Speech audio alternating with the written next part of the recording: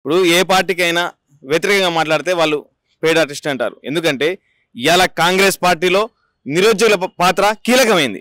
ఎందుకంటే అన్న ఎవరు ముందు రాని పరిస్థితిలో అంటే కాంగ్రెస్ గవర్నమెంట్ గెలుస్తుందనే నమ్మకం కూడా కాంగ్రెస్ నాయకులకు లేదు. ఆ రోజుల్లో మేము ఏం చేసినాం అంటే గ్రూప్ 1 పేపర్ లీక్ అయింది, గ్రూప్ 2లో అవకతవకలు జరిగినాయి అని చెప్పేసి మూకమ్మడి కొంతమంది యాడ్ అయ్యి మేము ఈ కాంగ్రెస్ పార్టీని ఎట్లయినా బీఆర్ఎస్ పార్టీ ఎట్లయినా దింపాలని చెప్పేసి మేము ఒక బస్ యాత్ర చేసుకొని ఇలా కాంగ్రెస్ పార్టీని గెలిపించినాం. అదే బీఆర్ఎస్ గవర్నమెంట్ ఉన్న వాళ్ళు కూడా మమ్మల్ని కొట్టే ప్రయత్నం కూడా చేశారు. ఈ రోజు కూడా కాంగ్రెస్ పార్టీలో ఎన్ని సమస్యలు ఉన్నాయి, ఎన్ని సమస్యలు, ఏ సమస్య కూడా తీరలేదు, ఎక్కడ వేసిన గొంగులు ఎక్కడే ఉందని చెప్పే ప్రయత్నం చెప్తున్నా కూడా మమ్మల్ని పట్టించుకునే పాపాన పోలేదు. ఏం ఉద్యోగాలు ఇచ్చారండి ఇప్పుడు దాకా? వీళ్ళు గ్రూప్ 2లోకి పెద్ద పోస్టులను ఇచ్చారా? గ్రూప్ 1 ఇచ్చారా?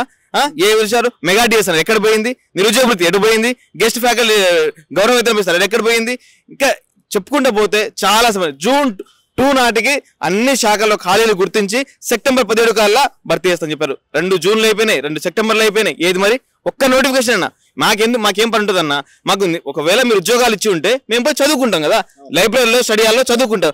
మీరు ఒక్క నోటిఫికేషన్ ఇవ్వకుండా 60,000 ఉద్యోగాలు ఇచ్చని చెప్పేసి అంటే ఉన్న నిరుద్యోగులను కూడా వీళ్ళు మభ్యపెట్టే ప్రయత్నం చేస్తున్నారు. ఏమంటే నోటిఫికేషన్లు రావు, ఇంకా మీ అమాలి పనులు కూలి పనులు చేసుకోని చెప్పేసి సూచనలు చేస్తారు తప్ప మాకు నోటిఫికేషన్ అర్హత కానీ వీళ్ళకి అసలు ఏ మత చిత్తశుద్ధి లేదు వీళ్ళకి.